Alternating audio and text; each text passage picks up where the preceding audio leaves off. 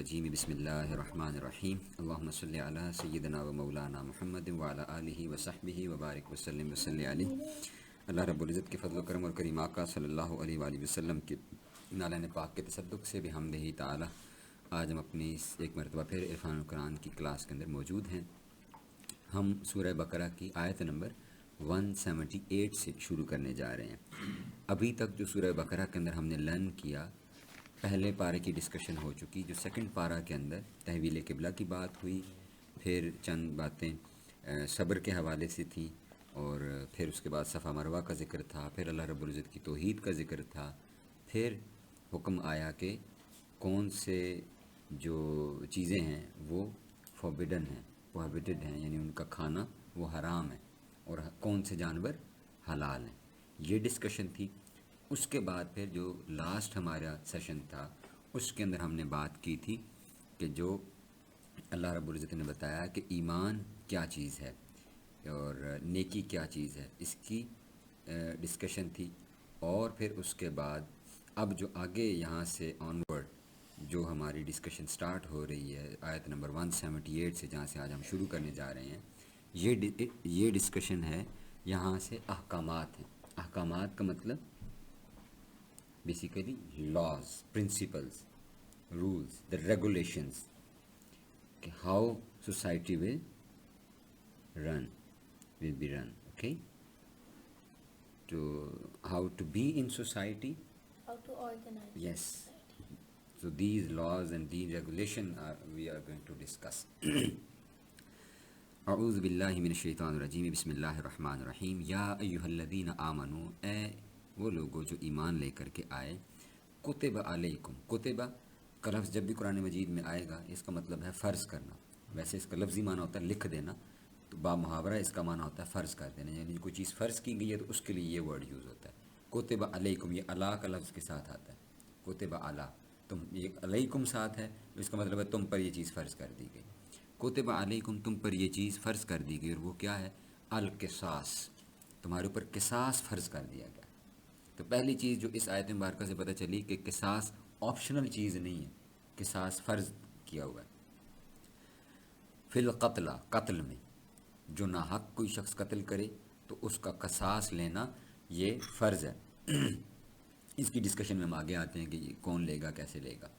الحر بالحر، آزاد کے بدلے آزاد، والعبد بالعبد، غلام کے بدلے غلام، والانثى بالانثى، عورت کے بدلے عورت۔ فمن عفی لہ، that means basically at that moment the people used to have servants, and they were like we purchase something, so they at that moment people buy those servants, yes, slaves. Like when, I don't remember the name, but there was a rock being on him, and then حضرت بلال رضی اللہ تعالیٰ، yes, and then Prophet Muhammad peace be upon him sent the money to buy him. yes. So there were two kind of people basically. One is slaves and the other ones are, those are called free people or liberate ones. Those are okay, that is basically azad. Azad mean free one, and the other ones are slaves. So this is basically the conversation کہ if any free person have been killed, then in اس کے جو بدلے کے اندر، اس کے بدلے میں ایک free بندہ ہی، آزاد ہی قتل کیا جائے گا۔ اور اگر کوئی غلام سلیو قتل ہوا ہے تو اس کے بدلے میں سلیو کو ہی قتل کیا جائے گا، اور اگر کوئی عورت قتل ہوئی ہے تو پھر عورت ہی قتل۔ اس کی آگے پھر ہم ڈیٹیل میں جاتے ہیں، ٹھیک ہے۔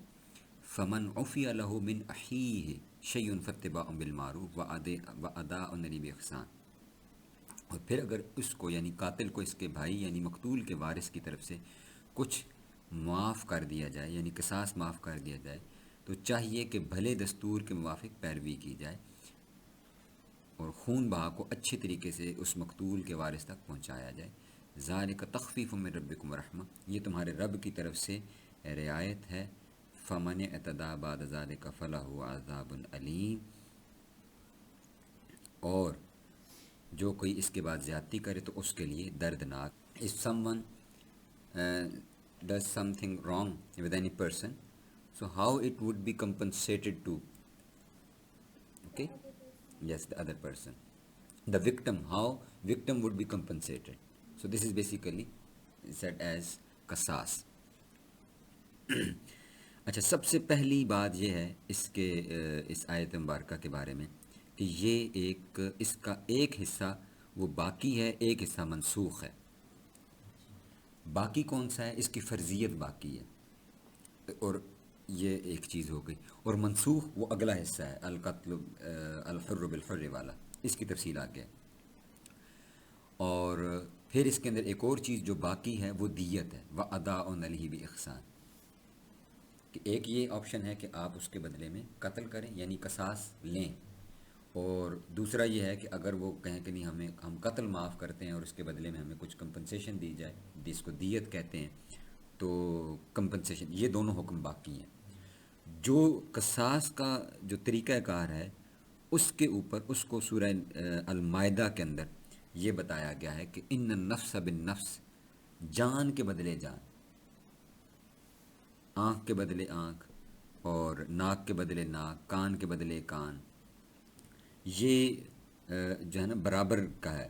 اب یہ بات کیوں کی گئی؟ بیسیکلی ہوتا یہ تھا, جو پرانا جو کہ مکہ کے اندر تھے, تو وہاں پہ بنو قریظہ تھے, بنو نذیر تھے. تو یہ کیا کرتے تھے, ان میں سے جو بنو قریظہ تھے یہ اسٹرانگ ہولڈ پارٹی تھی بنو نذیر, اور جو بنو قریظہ تھے یہ ذرا ماڑے لوگ تھے. تو ان میں سے بنو قریظہ کا اگر کوئی بندہ مارا جاتا, قتل کر دیتا, تو اس کے بدلے میں وہ کہتے جی کہ اس کے بدلے میں یا وہ کسی نظیری کو مارے اور یا وہ 100 وسق کھجور دے دے. وسق اس دور کا کوئی پیمانہ جو بھی ہے, 100 وسق کھجور دے, یا اس کے بدلے میں کسی اس کو نظیری کو وہ قتل کرے. اور ادھر دوسری طرف یہ ہوتا ہے کہ اگر کوئی نظیری قتل ہو جاتا اور وہ قریظیوں کی طرف سے ہوتا, تو ان کی طرف سے وہ مرضی کا بندہ مرواتے. مرد تھا تو وہ کہتے جی 2 بندے مارے, عورت ہے تو اس کے بدلے میں کہتے وہ ایک عورت مارے, یا عورت کے بدلے میں کہتے مرد مارے. اس کو پھر یہاں پہ آ کے ختم کیا آقا علیہ السلام کی شریعت. انہوں نے کہا نہیں, جان کے بدلے جان, یعنی ادھر اگر آزاد قتل ہوا ہے تو آزاد ہی قتل ہوگا, عورت قتل ہوئی ہے تو عورت ہی قتل ہوگی, غلام قتل ہوا ہے تو غلام ہی قتل ہوگی. جان کے بدلے جان ہے. جو اس آیت کے اندر ہے نا, کہ میں نے کہا کہ منسوخ ہے, منسوخیت اس میں یہ تھی کہ جہاں پہ جو بات ہوگی کہ غلام کے بدلے میں کوئی کہے نہیں ہم نے آزاد مارنا ہے, عورت کے بدلے میں جی مرد قتل کرنا ہے, تو اس میں پھر یہ کہہ دیا گیا کہ نہیں, قاتل کے بدلے میں مقتول کے بدلے میں قاتل ہی مارا جائے گا. وہ خواہ کسی, یعنی ایک آزاد اگر کسی غلام کو قتل کر دینا, ہاں یہ اب اس کی تفصیل ہے. اگر کوئی آزاد غلام کو قتل کرے گا تو بدلے میں یہ نہیں تھا کہ وہ تو آزاد ہے جی, آزاد نے غلام کو قتل کیا تو نہیں, ان کا جان کے ان النفس بالنفس, جان کے بدلے جان. اب ایکوالٹی آ گئی, بالکل لیول ٹو لیول بات کر دی کہ وہ آزاد اگر غلام کو قتل کرے گا بھی تو اس کے بدلے میں وہ قاتل ہی مارا جائے گا. اب یہ نہیں کہ جی کہ یہ تو غلام تھا اور یہ آزاد تھا قتل کرنے والا, تو اس کے بدلے میں غلام کے بدلے میں آزاد نہیں مارا جائے گا, کیونکہ قرآنی حکم یہ ہے کہ آزاد کے بدلے آزاد, غلام کے بدلے غلام. اس حکم کو منسوخ کر دیا کہ نہیں, جان کے بدلے جان, عورت کے بدلے عورت, مرد کے بدلے مرد. چاہے پھر آزاد غلام کو قتل کرے, مرد عورت کو قتل کرے, تو مرد عورت کو کرے گا تو اس کے بدلے میں وہی مرد ہی مارا جائے گا. ایسا نہیں ہوگا کہ وہ کہیں کہ جی ادھر ان کی عورت ماری ہے تو آپ بدلے میں عورت کو قتل کریں گے, غلام مارا ہے تو ان کے بدلے میں غلام قتل کریں گے. نہیں, ان کا قاتل کو پکڑو بس. وہ قاتل جو کوئی بھی ہے, چاہے قتل کرنے والا عورت ہے, آزاد ہے, غلام ہے, مرد ہے. یہ سورہ المائدہ کے اندر جا کے حکم اس انداز کے اندر اس کو منسوخ کیا گیا, آیت نمبر 45 سورہ المائدہ کی. اور اس کی تو پھر آگے بھی تفصیل ہے کہ وہاں پہ تو زخمیوں کا بھی ہے کہ اعضاء کے بدلے اعضاء, جسے کہہ دیا نا کہ ہاتھ کے بدلے ہاتھ, کان کے بدلے کان, آنکھ کے بدلے آنکھ. یعنی لڑائی ہوئی, کسی نے آنکھ پھوڑی تو اس کے بدلے آنکھ ہی پھوڑی جائے گی. ہاتھ ٹوٹا ہے تو ہاتھ ہی توڑا جائے گا, بازو ٹوٹا ہے بازو ہی توڑا جائے گا, لیفٹ والا ہے تو لیفٹ والا, رائٹ والا ہے تو رائٹ والا. جس کا قصور ہے اسی کو سزا ملے گی, اور اتنی ہی ملے گی, اس سے زیادہ نہیں. یہ ابتدائی حکم تھا, یعنی کیونکہ بیسیکلی ان کا پہلے وہ چل رہا تھا نا, ماحول اور تھا, تو یہ قرآن مجید یہ اللہ پاک نے اسلام میں کیا تدریجاً حکم، سٹیپ بائی سٹیپ، یعنی یک لخت وہ حکم نہیں دے دیا کہ وہ لوگ پریشان ہو جائیں. پہلے ان کو اس حکم پر لائے کہ نہیں، جان کے بندے کے بندے بدلا کرو، آپ بندہ کرو، آپ وہ 2 بندے اور 2 عورتیں یا عورت کے بدلے مرد، وہ والا کام چھوڑ دو. تو ان کو پہلے لیول کیا، لیول ہو گئے. اب اس سے اگلے سٹیپ پر ان کو پھر لے کر کے گئے کہ جان کے بدلے جان میں آ جائے، کہ قاتل جو ہے، اصل جو کلپریٹ ہے اس کو پکڑیں آپ. یعنی کیونکہ جب معاشرے میں کوالٹی پھیل گئی نا ایک دفعہ کہ یار اب تو سب ہم ایک جیسے ہی ہیں، اور جب یہ کانسیپٹ راسخ ہو گیا کہ سب ایک جیسے ہیں، پھر کلپریٹ کو جو ہے وہ پکڑا گیا کہ یار جو بھی اب ایسی حرکت کرے گا اس کو پکڑا جائے گا. اور ساتھ میں پھر اس کے اندر ہی دیت کا کانسیپٹ بھی آ گیا کہ اگر وہ جو مقتول کے وارثین ہیں وہ دعویٰ کرتے ہیں، اور یہ بیسیکلی اس میں 2 حکمتیں بھی ہیں کہ قتل کیوں رکھا گیا ہے، اس کا قصاص رکھا کیوں گیا. وہ کیونکہ انسانی جذبات ہوتے ہیں اس لمحے کے اوپر، اور وہ بڑے ایگریسو ہوتا ہے انسان. تو ان کو یہ ہے کہ اگر کوئی بندہ ان کے متبادل جو ہے، یعنی قاتل ہی جو ہے ایٹ لیسٹ اس کو سزا ہو جاتی ہے، تو ایٹ لیسٹ ان کو تھوڑا بہت، وہ بندہ تو نہیں آ سکتا زندہ ہو کے، لیکن ان کو یہ ہے کہ دلی طور پر ان کو ایک اطمینان اور سکون دینے کے لیے کہ ان کے جذبات ٹھنڈے ہو جائیں. اور ساتھ ہی پھر یہ بھی بتا دیا کہ اگر تم چاہو تو اس کو معاف بھی کر سکتے ہو، اور اس کے بدلے میں کمپنسیشن بھی لے سکتے ہو. وہ کیا تھی، ماڑے غریب لوگ ہیں، بندہ تو نہیں واپس آ سکتا، تو مار کے کیا کریں گے. اور جیسے اب ہمارے پاکستان میں آج کل ہے کہ وہ بیچارے تو کیس بھی نہیں کر سکتے، اور کیس کریں گے تو اتنی فیس ہی نہیں ہے، نہ اس کو پرسو کر سکیں گے. تو اس چکر سے بچنے کے لیے، اور پھر جتنے بڑے بڑے آگے طاقتور لوگ ہوتے ہیں تو اس سے پھر لوگ بچنے میں کیا کرتے ہیں، یار اتنی عافیت یہ ہے کہ چلو ہماری جان بچ جائے اور ہمیں کچھ نہ کچھ کمپنسیشن مل جائے. تو یہ قرآن کا اس دور کا آفاقی حکم پھر دیکھیں آج وہ کیسے اپنا اس کا اپلیکیشن ہو رہی ہے ہمارے معاشرے کے. اگلی آیت وہ اسی کی کنیکشن ہے اور اسی کو آگے پھر بیان کیا گیا، اور بڑی وضاحت ہے یہ جو فرمایا کہ وَلَكُمْ فِي الْقَصَاصِ حَيَاتٌ يَا أُولِي الْأَلْبَابِ. یہاں پہ دیکھیں فرمایا اور تمہارے لیے قصاص یعنی خون کا بدلہ لینے میں زندگی کی ضمانت ہے اے عقل مند لوگو، تاکہ تم خون ریزی اور بربادی سے بچو. اب یہ دیکھیں کہ یہ ہمارے ماڈرن ڈے کی سمجھے کہ آیت ہے، کیونکہ مخاطب اللہ رب العزت نے وہاں پہ ایمان والوں کو کیا، یا ایھا الذین آمنوا، ایمان والوں تمہارے اوپر قصاص فرض کر دیا گیا. اس سے یہ پتہ چلا کہ ایمان والے جو ہیں وہ لیٹر آن اس سے بھاگے نہیں کہ یار یہ تو آپشنل چیز ہے، تو ہم سنت ہے، واجب ہے، تو اس سے نکل جائیں. دیکھیں نا قیامت تک کے لیے ہے، تو مسلمانوں کو تو پابند کر دیا کہ تم نے اس کو چھوڑنا نہیں ہے کسی صورت بھی، تم اس کے پابند ہو بہر صورت اس کو کرنے کے. آگے جو اگلی آیت جوڑی وَلَكُمْ فِي الْقَصَاصِ حَيَاتٌ، یہ سمجھ لیں کہ یہ ماڈرن ڈے کے لیے کیا ہے جی، کہ جی لیٹر آن جب دنیا میں ترقی ہونی ہے اور اس کو کہا جائے گا کہ جی نہیں وہ تو بندے کو چیک کریں جی، آپ بندے کے بندہ نہ ماریں، آپ اس کی سائیکالوجی پہ جائیں، پتہ چلے گا کہ وہ ذہنی طور پر مریض تھا، نفسیاتی تھا، اور اس کے یہ پرابلمز چل رہے تھے، وہ اس ایکسٹریم پہ پہنچا، اس وجہ سے اس نے یہ ایکشن کیا. تو آپ اس کی مرض کو ٹھیک کریں، نہ کہ آپ پورا بندہ ہی فارغ کروا دیں. کانسیپٹ جو آج کل ہمارے ہاں اس وقت رائج ہے اور جس کی بیس کے اوپر ہم سینکشنز بھی بھگت رہے ہیں. قرآن نے کہا حیات، اس کے اندر تمہارے لیے زندگی ہے، کیونکہ یہ حکم انڈیویجول بیس نہیں ہے، یہ سمجھنے کی ضرورت ہے. یہ حکم ہے پوری سوسائٹی کا، یہ کلیکٹیو چیزوں کو بیان کر رہا ہے. یہ جو اتنا ورڈ ہے نا حیات یا اولی الالباب، اس میں تمہارے لیے زندگی ہے اے عقل والو، تم دیکھ لو.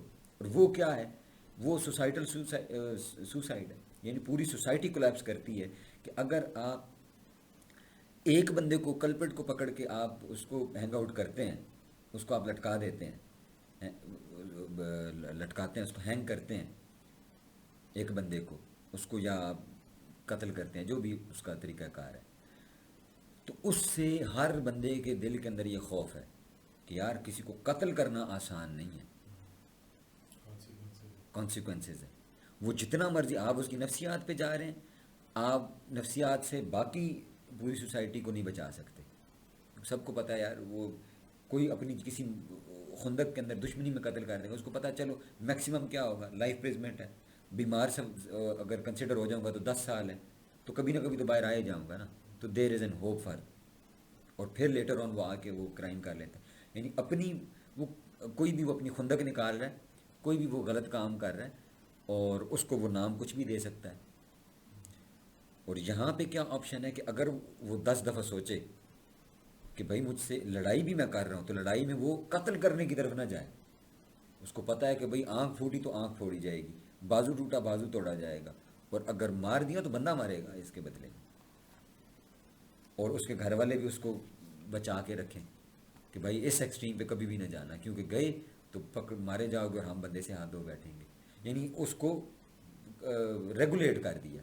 جیسے ہمارے یہاں ٹیکسیشن کے لاز ہیں, ایف بی آر وغیرہ لگا رکھا ہے, کہ یعنی بندہ ہر طرف سے سوچتا ہے کہ یار میں یہاں سے بھاگنے کی کوشش کروں گا تو میں پکڑ, یعنی اس نے منی باہر صورت وائٹ منی اس نے شو کر دی. یہ نہیں کہہ سکتے نا میں ان پڑھ تھا میں نے پتہ نہیں. یعنی جیسے آج کل کا ہمارا لا ہے ٹیکسیشن کا, ہم یہ نہیں کہہ سکتے کہ جی مجھے تو اس چیز کا پتہ نہیں تھا اور میں, انہوں نے کہا نہیں جی ملک کا قانون ہے, وائٹ منی آپ باہر صورت آپ نے وائٹ منی شو کرنی ہے. تو یہ بھی وہی تھا کہ نہیں جی آپ نے سوسائٹی کے اندر پرامن رہنا ہے, باہر صورت پرامن رہنا ہے. کیوں, کہاں غلطی ہوئی آپ سے, آپ نے کھیل کھیل کے اندر کسی کو فائر کر دیا, آپ نے گن صاف کرتے ہوئے فائر کر دیا, اگلے آپ کے اوپر دعویٰ کر سکتے ہیں قتل کا. نہیں تو جو کمپنسیشن وہ ڈیمانڈ کریں, جو وہ ہمارے سامنے ہیں ان کا کیا نام لیں. ایک ریسنٹ کیس ایسا ہے جو تھوڑا سا اپنی نوعیت میں ڈیفرنٹ تھا, آپ کو یاد ہوگا وہ جو اسلام آباد والا کیس تھا, وہ جو خطرناک قسم کا. اب دیکھیں نا, میں یہی کہہ رہا تھا, باقیوں میں تو چلو نوعیت ڈیفرنٹ تھی کہ غریب مارا گیا, امیر انوالو تھا. ادھر تو ایک ہی لیول کی فیملیز تھیں, انفلوئنشیل تھے. ہاں کلپٹ جو تھا یہ تھوڑا زیادہ انفلوئنشیل تھا سم ہاؤ, بٹ آل دو اس کا بھی رزلٹ وہ نہیں نکلا جو ہم چاہ رہے تھے. وہ لے جاتے ہیں تو, اور اگر وہ تھا بھی نفسیاتی ہے بھی, میں پھر عرض کر رہا ہوں نا کہ اس کے اندر کیا ہے, حیات یا اولل الباب, حیات زندگی کیا ہے, آپ نے نفسیاتی ہونے کیوں دیا. فیملیز ہیں نا جو آج اس کا کیس لڑ رہے ہیں, تو یہ بات قرآن ان کو پہلے سٹیپ پر لے کر کے جا رہا ہے کہ آپ نے اپنے بچے کی کیئر کرنی ہے, اس کو نفسیاتی طور پر ایسا ایکسٹریمسٹ نہیں بنانا کہ وہ خدا نخواستہ کسی کو نقصان دے اور بعد میں آپ اس کے لیے کھڑے ہوں اور کہہ رہے ہو کہ جی یہ اس کی جان بخش دیں. جی اچھا, یہ اب ایک اور اگلا حکم آ رہا ہے. پھر یہ بھی حکم فرض کیا گیا, فرمایا کتب علیکم اذا حضر احدکم الموت ان ترک خیرا, اور تم پر فرض کیا جاتا ہے کہ تم میں سے کسی کی موت قریب آ پہنچے, اگر اس نے کچھ مال چھوڑا ہو تو اپنے الوصیۃ للوالدین والاقربین بالمعروف حقا علی المتقین, تو اپنے والدین اور قریبی رشتہ داروں کے حق میں بھلے طریقے سے وصیت کرے, یہ پرہیزگاروں پر لازم ہے. تو یہ حکم بھی منسوخ کر دیا گیا سورہ النساء کے اندر, جب جو انہیریٹنس لا جب آ گیا, اور وہاں پہ جب سورہ النساء آیت نمبر 7 اور 11 کے اندر اس کو جب بالتفصیل اس کو بیان کر دیا ہے کہ یہ وصیت کا پہلا لا آیا تھا کہ جو بھی شخص جو اپنے, اور یہ بھی فرض قرار دی گئی تھی, یعنی اس کو اوپن نہیں چھوڑ سکتے تھے کہ اپنے وارثوں کے لیے جو ہے وہ وصیت لکھے. سورہ النساء میں آیت نمبر 7 کے اندر وہ پورا پھر اس کو بیان کر دیا. تو یہ بیسیکلی پھر یہ وہی بات ہے کہ ایک ان کے اندر سرے سے لا ہی موجود نہیں تھا, ایک چیز تھی ایگزسٹ ہی نہیں کرتی تھی, کوئی ریگولیشن تھا ہی نہیں کہ کیا کرنا ہے کیسے کرنا ہے. تو ان کو پہلے فرسٹ سٹیپ کے اوپر یہ لازم قرار دیا گیا کہ اپنا مال پیچھے وہ اوپن نہ چھوڑو, آپ لوگوں کو اپنے رشتہ داروں کو پیچھے جھگڑے میں نہ چھوڑ کے جاؤ کہ کوئی کہ جی میرا مال ہے اتنا مال ہے. اور جو اس کے اندر ظلم تھا کہ اس مثلا کیونکہ لوگ وہاں پہ سیپریٹ فیملی میں رہ رہے ہیں, ایک فیملی میاں بیوی رہ رہے ہیں, تو وہ بیوی کے پاس چلا جاتا تھا مال, اور بیٹا ماں کے ساتھ نکاح کر رہا ہے جی, یہ ہاں جی, تو یہ وہ آرام کاری اس طرح کے معاملات چل رہے تھے. اس کو پھر اس طرح منسوخ کیا گیا کہ ان کو کہا گیا کہ لازم ہے تمہارے اوپر کہ تم اپنی وصیت لکھو, خود لکھو کہ کس کو کتنا حق دینا ہے. تو یہ پہلا حکم یہ تھا. لیٹر آن سورہ النساء کے اندر پھر اس کو بالتفصیل اللہ رب العزت نے خود ہی بیان کر دیا. اس پہ پھر آقا علیہ السلام کی احادیث ہیں کہ اب وصیت جو ہے وہ کارگر نہیں ہے, وصیت جو ہے وہ باقی نہیں ہے, کیونکہ اللہ رب العزت نے ہر حقدار کا حق اس کو پہنچا دیا. جس کو جتنا پہنچنا چاہیے, جس کو جتنا ملنا چاہیے, ہم وہاں پہ انشاءاللہ اس کی تفصیل میں جائیں گے کہ کس کا کتنا حصہ ہے. پاکستان میں یا مجھے ایگزیکٹلی لا کا نہیں پتہ، یہ جو ڈراماز کے اندر دکھایا جاتا ہے کہ جی وہ بٹھا کے اور وہ کھولا جاتا ہے انویلپ، اور جیسے فورن کے اندر ہوتا ہے کہ جی دیکھیں جی اس نے ڈیٹ کیا لکھی ہے اور وہ پڑھ کر سنائی جائے اس کی ڈیٹ، تو اس کے مطابق نہیں، ایسا نہیں ہے۔ یہ تو دیکھیں نا، اب فار ایگزامپل نادرا سارا کچھ ہے، فیملی آپ کے جی پاس جی جی ٹری بنا ہوا ہے، مولانا خاص صاحب کو آپ کوئی فوت ہوتا ہے تو سکسیشن پلاننگ اور وہ ساری آٹومیٹکلی اس کے مطابق وہ حصے کر دیں جو بھی پراپرٹی جو بھی سب کچھ ہے۔ ہاں، اس طرح کا سسٹم نہیں ہے، اس طرح کا سسٹم نہیں ہے، لیکن ہوتا یہ ہے سپوزڈلی، جیسے جتنا میرے علم میں ہے، یعنی مثلا ہماری اگر کوئی زمین دادا سے آئی ہے نا، تو وہ کوئی اور اس پہ قابض نہیں ہے، اتنا ضرور ہے، وہ ہم ہی میں تقسیم ہے، یعنی ہمارے دادا کی جو اولاد تھی اسی کے اندر تھی وہ، اب وہ ہم نے آپس میں ڈیسائیڈ کر کے، یعنی ہمارے جو پیرنٹس تھے ان کو پتہ تھا نا کہ یہ تو آئی دادا کی طرف سے ہمیں ہے، اور ہم نے اس کو شریعت کے مطابق تقسیم کرنا ہے۔ تو وہ بھی نہ کریں، وہ اسٹیٹ خود ہی کر دیں۔ اسٹیٹ خود ہی کر دے، یہ بات آپ کی درست ہے، 10 کنال جگہ ہے، فیملی ٹری میں 2 بیٹے ہیں، 1 بیٹی ہے، جتنا ہے وہ پرسنٹیج لگ جائے اور خود آٹومیٹیکلی وہ ہو جائے تاکہ وہ جھگڑا ہی نہ رہے، یہ بات آپ کی بالکل جائز اور درست ہے۔ وہ آپ کو کہیں کہ آؤ یہ رجسٹریاں کراؤ، اللہ کا خیر سے۔ اس میں پھر جیسے اب ہمارا وہ کرنٹ آپ کو پتہ سسٹم ہے، تو لوگ بیچارے دھکے ہی کھاتے رہیں گے، اس میں پھر ایک اور راستہ ان کے لیے کھل جائے گا کہ وہ اس میں سے مرضی کے معاملات کریں گے، اپنے اس پہ قبضے ہونا شروع ہو جائیں گے اس طریقے کے ساتھ، یعنی وہ بات آپ کی بالکل درست ہے، جائز ہے، لیکن اس میں وہ دوسرا راستہ۔ ہاں، پچھلی آیت سے متعلق جو ابھی آپ نے بات کی ہے کہ وہ قصاص لے گا کون، وہ جو قصاص ہے نا وہ صرف گورنمنٹ لے گی، یعنی یہ نہیں ہے کہ ہمارا بندہ مرا ہے تو میں جا کے کل کسی کو اٹھا کر دوں، نہیں، میں اپیل قاضی کے پاس جا کے کروں گا، انہوں نے ہمارا بندہ مارا ہے، قاضی سنے گا کہ سننے کے بعد وہ فیصلہ سنا دے کہ ہاں بھئی یہ کلپٹ ہے، اس کو لٹکا دو۔ وہ جو پولیس ہے، جو ڈپارٹمنٹ ہے، ریگولیٹری اتھارٹی ہے، وہی یہ کام کریں گے، لا انفورسمنٹ ایجنسیز ہیں وہی یہ کام کرتی ہیں اس دور میں، کیونکہ آقا علیہ السلام خود قاضی تھے، آپ حاکم بھی تھے، تو بطور قاضی فیصلہ سنایا، بطور حاکم اس کو نافذ کیا۔ اسی طرح سے عمر فاروق رضی اللہ تعالیٰ عنہ کے دور کے اندر پھر آپ قاضی سناتا تھا، آپ اس کو امپلیمنٹ کر دیتے تھے، انفورس کرواتے تھے اس لا کو۔ تو یہ نہیں ہے کہ کوئی انڈیویجول جو ہے وہ جا کے خود یہ لا اپنے ہاتھ میں نہیں لے سکتا۔ یہ بڑا امپورٹنٹ پوائنٹ آپ نے۔ کہ یہ کسی کے اس طرح نہیں ہے کہ کوئی خود جو ہے وہ یہ کام کرے گا۔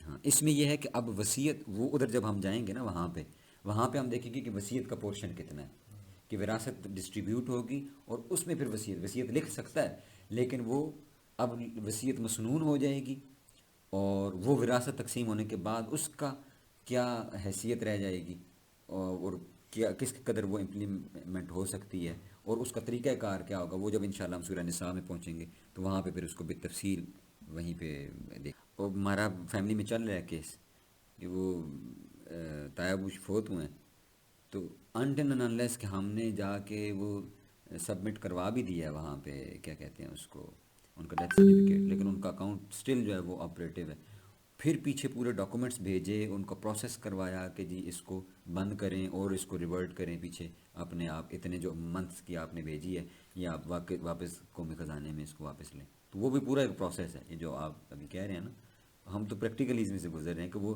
جس ون ونڈو آپریشن نہیں ہے کہ آپ ایک جگہ پہ اس کو انٹر کریں تو وہ ہر جگہ آٹومیٹیکلی کلوز ہو جائے، وہ آپ کو جا کے خود ہی ہر ڈپارٹمنٹ میں الگ الگ کرنا پڑتا ہے۔ 181 فمن بدلہ بعد ما سمعہ فانما اثمہ علی الذین یبدلون ان اللہ سمیع علیم۔ یہ وصیت کی بات ہو رہی ہے کہ فمن بدلہ، جو شخص وصیت سننے کے بعد بدل ڈالے تو اس کے بدلنے کا گناہ انہی لوگوں پر ہے جو اس کو بدلیں، اور بے شک خدا سنتا اور جانتا ہے۔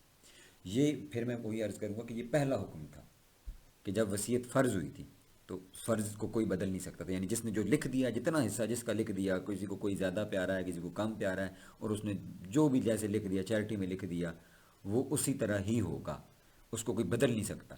یہ پہلا لا ہے۔ فمن خاف من موص جنفا او اثما فاصلح بینہم فلا اثم علیہ، بس اگر کسی شخص کو وصیت کرنے والے سے کسی طرفداری یا کسی کے حق میں زیادتی کا اندیشہ ہو تو پھر وہ ان کے درمیان صلح کرا دے تو اس پر بھی گناہ نہیں۔ ان اللہ غفور الرحیم، بے شک اللہ نہایت بخشنے والا مہربان ہے۔ اس میں کیا ہے کہ اگر ان کو لگے کہ یار جیسے والد ہے وہ ایک ہی اولاد کو سارا کچھ لکھ دے گا یا اس نے لکھ دیا ہے، تو اس میں کوئی بندہ انٹروین کر سکتا ہے کہ وہ ان کے درمیان جھگڑا نہ ہونے دے، اور اس کا کسی نے کچھ نہ کچھ، کیونکہ ہے تو وہ اس کا وارث ہی ہے نا، تو اس کو کچھ نہ کچھ حق اس میں سے دلوا دے. تو اس انٹرونشن پہ قرآن کہہ رہا ہے کہ یہ انٹرونشن غلط نہیں ہے. یعنی کہ وصیت کے نام پر اگر کسی کے ساتھ زیادتی ہو رہی ہو ہاں جی، اس کو ختم کرنا اس کے اندر میڈیشن کر کے کوئی بندہ ایز اے میڈیٹر اس کو کمپنسیشن اس کو دلوا سکتا ہے. ہاں جتنی بھی وہ خوشی سے دوسرا بندہ چاہے، یہ نہیں کہ دونوں کے ساتھ پھر زیادتی ہو اور تیسرا بندہ وہ غاصب بھی نہ بنے. اس کے اندر احسن طریقے کے ساتھ جس میں دونوں پارٹیز جو ہیں وہ راضی ہوں اور وہ حق دلوائے، تو فرمایا کہ یہ ایسا کرنا پھر گناہ نہیں ہے. بٹ اگین ہم کہیں گے کہ یہ حکم جو تھا یہ پہلے تھا، بعد میں یہ منسوخ کر دیا گیا. اب آیت نمبر 182 183 یہ آیت آ گئی ہے. آپ دیکھیں کہ پے در پے جوڑ کے احکام آئے. پہلا حکم قصاص کی فرضیت، دوسرا وصیت کی فرضیت، اور تیسرا اب روزے کی فرضیت. اس کو پھر آگے بھی تفصیل بیان کیا. یا ایھا الذین آمنو، اے ایمان والو، کتب علیکم الصیام، تم پر روزے فرض کیے گئے، کما کتب علی الذین من قبلکم لعلکم تتقون، جیسا کہ تم سے پہلے لوگوں پر فرض کر دیے گئے تھے. تو یہ روزے کا پہلا حکم تھا. سن 2 ہجری کے اندر یہ حکم نازل ہوا. اللہ رب العزت نے روزے کو فرض قرار دیا. اس میں کیا تھا؟ اس میں بھی یہ بھی سٹیپ بائی سٹیپ تھا کہ پہلے جب ہجرت کر کے یہاں پہ تشریف لائے تو 10 محرم کا روزہ رکھتے تھے، یا ہر مہینے 3 روزے رکھے جاتے تھے. تو یہ ایک ابتدائی اس کی شکل تھی. تو پھر اللہ رب العزت نے ایک ہی مہینے کے روزے فرض کر دیے پورے سال کے، کہ وہ فرض روزے ہیں. باقی جو ہیں وہ کوئی رکھے نہ رکھے نفل ہیں وہ سارے. پھر وہ آقا علیہ السلام کی پھر سنت ٹھہری کہ آقا علیہ السلام ایام 20 کے روزے رکھتے، پیر کا روزہ، جمعرات کا روزہ، عاشوراء کا روزہ، اور شب برات کا روزہ. تو یہ پھر مختلف روزے یہ پھر سنت کے اندر آ گئے، یعنی ہیں یہ نفلی، اور آقا علیہ السلام کی وجہ سے یہ کیا کہتے ہیں اس کو، یہ سنت بن گئے. اچھا، ایک چیز اس کے اندر فرمائی کہ تم سے پہلوں پر بھی فرض کیے گئے. تو پچھلی ساری امتوں کے اوپر روزے فرض تھے. ہر امت کے اوپر ایک ایک ماہ کے روزے فرض تھے اور وہ رکھتے تھے. اور پھر اسی طرح حضرت نوح علیہ السلام کے زمانے سے کہتے ہیں کہ یہ ہر مہینے میں 3 روزوں کا حکم تھا جو آقا علیہ السلام کی امت کے لیے بدلا گیا. یہ ایک قول ہے کہ یہ بھی شاید اس کی یہ شکل تھی. ایک یہ تھا کہ ایک مہینے کے روزے جو ہیں وہ فرض کیے گئے سب کے اوپر. اب اس کے اندر بھی تدریجاً چیزیں چینج ہوئی ہیں. یہ جو رمضان کا روزہ ہے، فارچونیٹلی کہ آج ہم خود ہی بیٹھے ہوئے تو اس کو ہم ڈسکس ان ڈیٹیل کر لیتے ہیں. پہلی شکل اس کی یہ تھی کہ اس میں نماز عشاء سے پہلے کھا لیں پی لیں، اور سونے سے پہلے میاں بیوی جو ہیں وہ اپنا ریلیشن کر سکتے ہیں. اور سونے کے بعد جب وہ جاگیں گے اب نہ وہ کھا پی سکتے ہیں اور نہ یہ ریلیشن قائم ہو سکتا ہے. یہ روزہ کی پہلی شکل تھی. پھر اس میں یہ ہوا کہ ایک صحابی تھے، وہ ان سے کھانا پینے کا معاملہ ہو گیا. وہ بلکہ کھانا پینا بھی نہیں، وہ کمزور تھے، لاغر تھے. ہوا کیا، وہ کام پہ گئے ہوئے تھے، واپس آئے، عشاء کی اذان ہو گئی، وہ نہیں کھا سکے. تو وہ اگلے دن جب گئے تو وہ بالکل ان سے چلا نہیں جا رہا. تو 2 دن کے اکٹھے روزے ان کے اوپر ہو گئے. تو آقا صلی اللہ نے پوچھا کیا ہوا؟ ان کے یا رسول اللہ یہ ماجرا ہے. ادھر ایک اور صحابی تھے، ان سے معاملہ یہ ہوا کہ وہ سوئے تو انہوں نے دوسرا معاملہ کر لیا اپنی مسز والا. تو اس پہ پھر ان کو یہ دونوں چیزیں ہوئی. تو اس پہ پھر اللہ رب العزت نے اس حکم کو اس انداز کے اندر منسوخ کیا، اور اس کو پھر آگے جا کے اگلی آیات کے اندر اس کو پھر اوپن کر دیا کہ روزہ کیا ہے. وہ طلوع فجر سے لے کے مغرب تک کا روزہ ہے، غروب آفتاب تک کا روزہ کر دیا اس کو. تو یہ روزے کی جو تھیں وہ ابتدائی شکلیں تھیں. اچھا، یہاں پہ ایک اور چیز ہے جو ہماری انفارمیشن کے لیے ہے کہ نماز اور روزے کی 3 حالتیں بدلی گئیں. نماز اور روزے کی 3 حالتیں جو ہیں وہ بدلی گئی ہیں. وہ کیا ہیں کہ پہلے 16-17 مہینے تک مدینہ آ کے آقا علیہ السلام بیت المقدس کی طرف آپ نماز ادا فرماتے رہے، اور پھر قبلہ چینج ہوا اور یہ ہوا بیت اللہ شریف مکہ قبلہ بنا. دوسری تبدیلی نماز میں یہ ہوئی کہ پہلے صرف پکارا جاتا تھا، لوگوں کو آواز دی جاتی تھی. اور پھر ایک انصاری صحابی حضرت عبداللہ بن زید آقا علیہ السلام کی خدمت میں حاضر، انہوں نے کہا یا رسول اللہ میں نے خواب دیکھا ہے. اور وہ خواب گویا بیداری کسی حالت میں تھا کہ ایک شخص سبز رنگ کا اس نے ہلا جبہ پہنا ہوا تھا اور وہ قبلہ کی طرف متوجہ ہو کر یہ کہہ رہا تھا. وہ پھر جو اب اذان ہے ہماری اور وہ تکبیر کے اندر جو کلمات ہیں وہ سارے آقا علیہ السلام نے پسند فرمایا حضرت بلال کو سکھاؤ اور حضرت بلال اذان دیا کریں گے. اذان سے پہلے کیا ہوتا تھا؟ سمپل منادی کی جا رہی تھی، آؤ بھائی نماز پڑھو. سمپل لوگوں کو پکارا جاتا تھا، بلایا جاتا تھا. تیسری تبدیلی یہ تھی کہ آقا علیہ السلام جب نماز پڑھا رہے ہوتے تھے تو کوئی آ کے ساتھ پوچھتا تھا کہ جی کتنی رکعتیں ہو رہی ہیں، وہ کہتا تھا اتنی رکعتیں ہو گئی ہیں. تو پہلے وہ اتنی رکعتیں ادا کرتا پھر نماز میں شامل ہوتا تھا. پہلے وہ آ کے ساتھ والے پوچھتے کتنی رکعتیں پڑھ لی ہیں، انہوں نے کہا جی 2 پڑھ لی ہیں، 3 ہو گئی ہیں. تو پہلے وہ 2 ادا کرتا پھر وہ جماعت سے ملتا. پھر ایک دن ایک صحابی ہیں، ان کا نام ہے حضرت معاذ. حضرت معاذ آئے، انہوں نے دیکھا کہ جتنی ہو گئی ہیں یہ تو پڑھ لیں ساتھ میں. جو باقی تھی آقا علیہ السلام نے سلام پھیرا تو وہ کھڑے ہوئے تھے، انہوں نے جو رہ گئی تھیں وہ پھر پڑھی. اس پہ آقا علیہ السلام نے فرمایا دیکھو یار تمہارے دوست معاذ نے نیا طریقہ نکالا ہے اور یہ بڑا اچھا طریقہ ہے، اس کو کنٹینیو فرمایا. تو 3 تبدیلیاں، قبلہ بدلا اور اذان کا طریقہ کار بدلا، اور تیسری چیز جماعت کی رکعت ملنے کا طریقہ. اچھا روزے میں کیا 3 تبدیلیاں ہوئیں کہ روزے کا جب یہ حکم آیا، روزے رمضان کے روزے فرض ہوئے، تو اس سے پہلے یہ تھا وہ اب ہم اس کو سٹیپ بائی سٹیپ دیکھ لیتے ہیں. پہلی چیز یہ تھی کہ ہر مہینے کے 3 روزے اور عاشورہ کا روزہ رکھا کرتے تھے. آقا علیہ السلام یہ رکھتے تھے تو صحابہ کرام حضور کی اس میں اتباع میں یہ کام کرتے. پھر اس حکم کی منسوخی، اس عمل کی منسوخی ہوئی کتب علیکم الصیام کہہ کے کہ تم پر روزے 1 ماہ کے روزے فرض کر دیے گئے. اور اس کو بھی اگلی آیت کے اندر پھر خود ہی مینشن کر دیا، شہر رمضان الذی انزل فیہ القرآن فمن شہد منکم الشہر فلیصم. یہ کہہ کے وہ مہینہ بھی خود ہی قرآن مجید نے ہی اس کو وضاحت کے ساتھ، تاکہ کوئی یہ نہ کہے کہ جی وہ رجب کے روزے، وہ جو آپ پھر بات سناتے ہوتے ہیں وہاں کی کہ جی وہ آپ دسمبر میں کریں، تو وہ کیسے کریں جب قرآن نے واضح الفاظ کے اندر یہ بات کہہ دی ہے کہ رمضان کے روزے تم پر فرض کیے گئے. یہ اب اگلی آیت ہم پڑھتے ہیں پھر اس کو. اور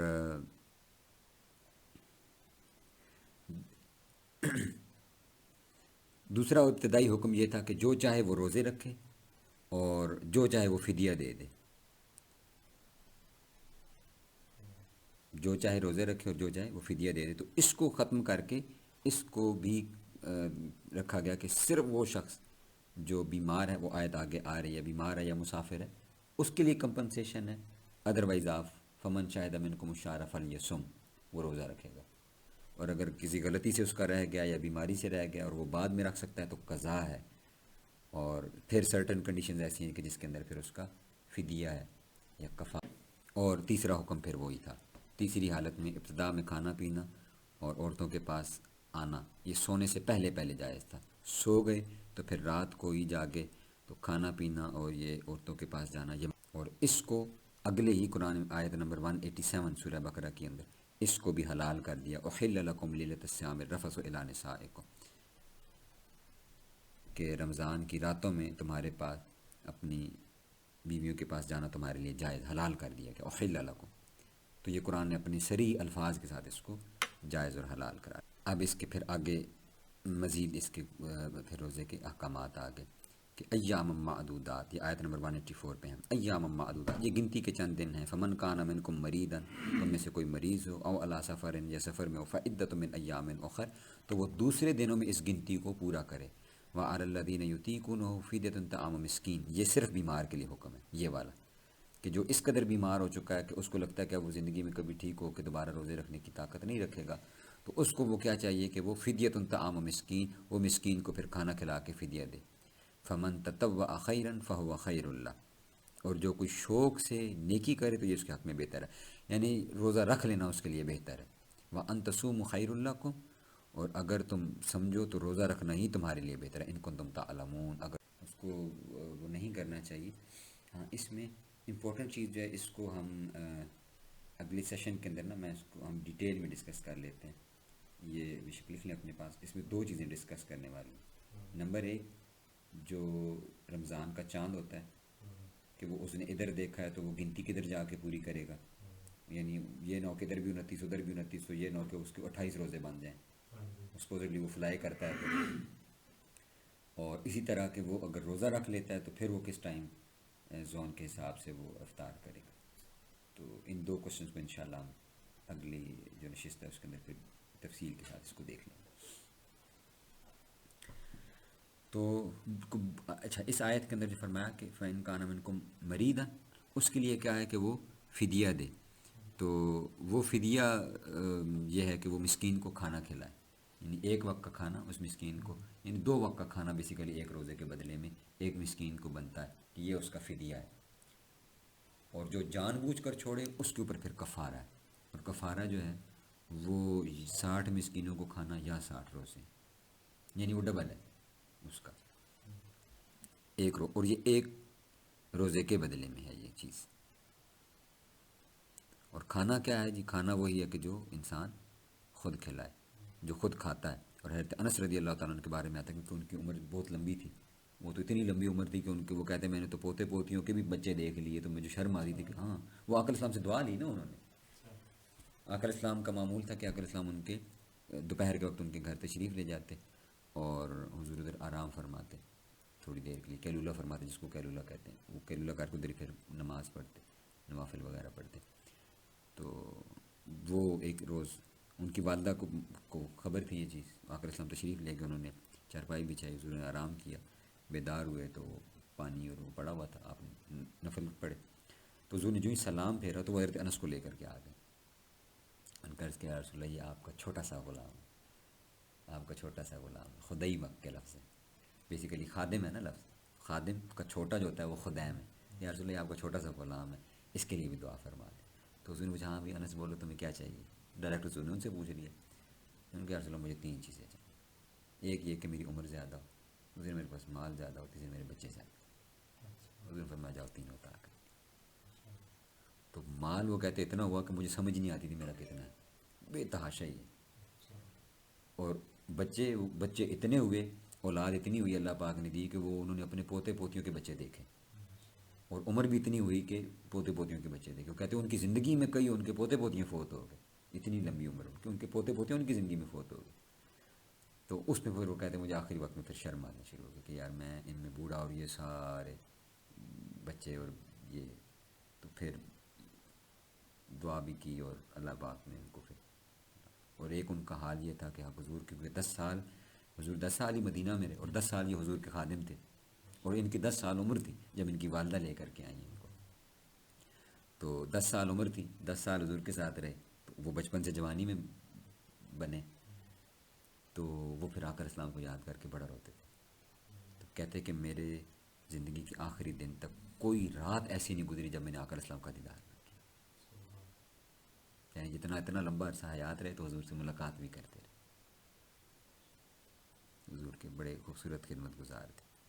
تو وہ فرماتے ہیں کہ وہ اپنے آخری عرصے میں پھر جب وہ ہو گئے عاجز ہو گئے روزہ رکھنے سے، تو وہ پھر 30 مسکینوں کو بلا کر کھانا کھلا دیا کرتے تھے. یعنی یکمشتی 30 مسکینوں کو وہ کھانا کھلا دیتے. اسی طرح پھر جو دودھ پلانے والی عورتیں ہیں ان کے لیے حکم یہ ہے کہ وہ اس کو پوسٹ پون کریں کہ یعنی روزے جو ہیں پھر بعد میں اس کی قضا رکھیں. ان کے لیے قضا ہے، یعنی یہ ہے قضا کا مطلب یہ ہے کہ ایک روزے کے بدلے ایک روزہ. کفارہ یہ ہے کہ وہ پھر ایک روزے کے بدلے 60 روزے ہیں. اور پھر ایام میں بھی رکھ سکتے ہیں. ہاں جی ایام میں بھی اس کی بھی وہ قضا ہی ہے. آگے پھر یہ وہی آیت آگے 180 کیا کہتے ہیں 85،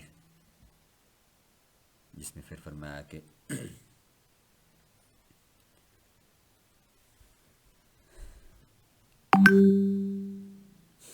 شہر رمضان الذی انزل فیہ القرآن ھدی للناس وبینات من الھدی والفرقان.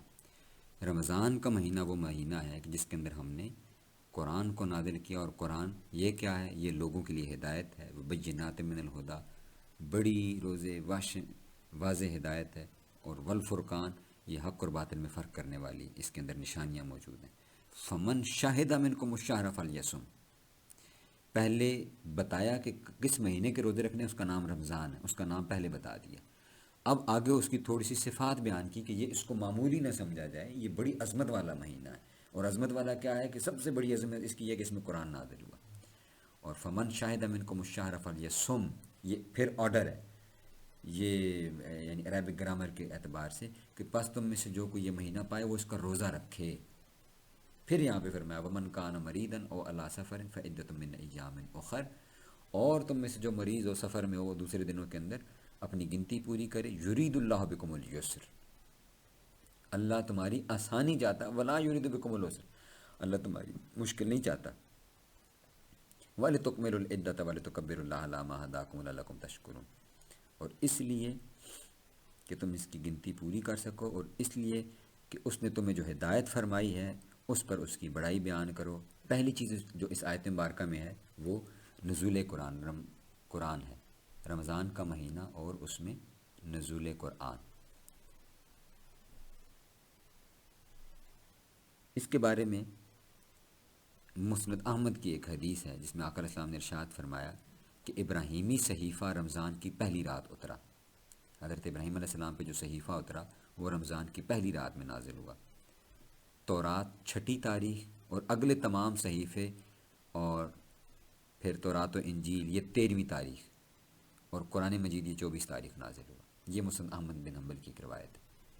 آقا علیہ السلام فرمایا حضرت ابراہیم علیہ السلام کا جو صحیفہ ہے وہ رمضان کی پہلی تاریخ کو نازل ہوا، اور تورات 6 تاریخ کو، اگلے تمام صحیفے اور تورات اور انجیل یہ پھر 13ویں تاریخ میں نازل ہوئے، اور قرآن جو ہے وہ 24 میں نازل ہوا. اور ایک روایت میں یہ ہے کہ زبور 12ویں میں اور انجیل 18ویں میں، اور اگلے تمام صحیفے تورات و انجیل اور زبور جس پیغمبر پر اتری ایک ساتھ ہی ایک ہی مرتبہ اتری. قرآن پاک 27ویں رمضان ہے. قرآن کریم اللہ رب العزت نے اس کو پھر 27 رمضان کو، جس کے کو لیلۃ القدر فرمایا کہ ہم نے اس رات کو اس کو نازل کیا. سارے جو ہیں آسمانی صحیفے اسی مہینے میں نازل ہوئے. ہاں، اب اس میں یہ بات ہے کہ قرآن مجید 27ویں کو کہاں پر اترا؟ وہ لوح محفوظ سے آسمان دنیا پر، یہ پہلے آسمان پر، یہاں تک جو ہے یہ اکٹھا ایک ہی دفعہ میں نازل کر دیا گیا. پہلے آسمان تک ایک اکٹھا ہی نازل کر دیا گیا. پھر پہلے آسمان سے دنیا کے اندر اس ہماری زمین پر اور آقا علیہ السلام کے قلب اطہر پر وہ پھر 23 سال کے اندر نازل ہوا، تھوڑا تھوڑا تھوڑا تھوڑا، جہاں جو جب مسئلہ جس طرح پیش آتا تو اس کو پھر بیان کر دیا جاتا. ہمارا بھی ویسے قریب ہی ہے، ایک ہی مہینے کا درمیان میں فرق ہے. تو بیسیکلی یہ 2 مہینے، جیسے شعبان ہے تو شعبان سمجھنے کے رمضان کی تیاری کا مہینہ ہے. آقا اسلام کے بارے کا معمول یہ تھا کہ حضور رمضان کی تیاری فرماتے تھے شعبان کے اندر. سیدہ عائشہ صدیقہ فرماتی ہیں کہ آقا علیہ السلام سب سے زیادہ روزے رمضان کے علاوہ اگر کسی مہینے میں رکھتے تو وہ شعبان تھا. اور شعبان میں حضور فرماتے کہ پھر اعلان فرمایا اگر لوگوں تمہارے لیے وہ مہینہ آ رہا ہے اس کی تیاری کرو. اور ایک روایت میں ہے کہ صحابہ کرام فرماتے ہم 6 مہینے رمضان کا انتظار کرتے، رمضان آتا تو اگلے 6 مہینے پھر ہم اس کی 6 مہینے ہم اس کی آنے کا انتظار کرتے، یعنی اس کا انویٹیشن اس کے لیے کرتے. اور جب یہ رخصت ہو جاتا تو پھر 6 مہینے اس کیفیت میں گزارتے. تو اللہ رب العزت ہمیں بھی توفیق دے کہ ہم بھی اس کو پراپر طریقے کے ساتھ اس کا استقبال کر سکیں. اور اچھا، ایک روایت پھر یہاں پہ یہ بھی ہے کہ حضور سے روزے سے ہیں آقا صلی اللہ علیہ وسلم سفر میں روزہ رکھنا نیکی نہیں ہے. یہ بخاری مسلم کی روایت ہے، یعنی جب اللہ رسول چھوٹ دے رہے ہیں فرمایا سفر میں روزے رکھنا نیکی نہیں ہے.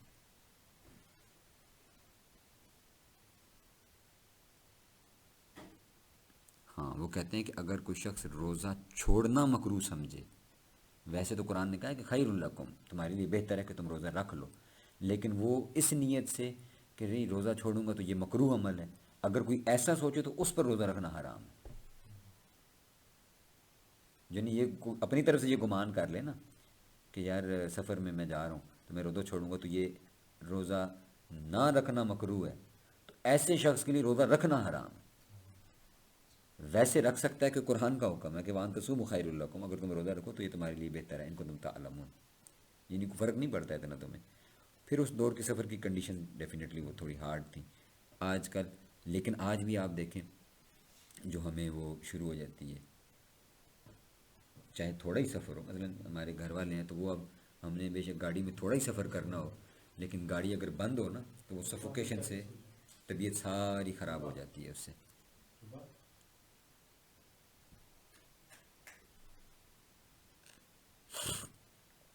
پھر اس میں جو اللہ رب العزت نے فرمایا کہ اللہ کا دین آسانیوں والا ہے، اور ایک روایت میں جس میں آقا علیہ السلام نے ارشاد فرمایا 3 مرتبہ کہ لوگوں کے لیے آسانیاں کرو، سختی نہ کرو، تسکین دو، نفرت نہ دلاؤ. یہ حضور نے 3 مرتبہ ارشاد فرمایا. اسی آیت کے اندر ہے نا کہ یرید اللہ بکم اليسر ولا یرید بکم العسر، اللہ تمہاری آسانی چاہتا ہے، تمہاری مشکل نہیں چاہتا. تو اللہ رب العزت لوگوں کی آسانی چاہتا ہے. جی جی، یعنی گن کے دیکھیں بتایا جا رہا ہے کہ تم میں سے کوئی مریض ہو، تم میں سے کوئی مریض ہو تو وہ یہ کام کرے.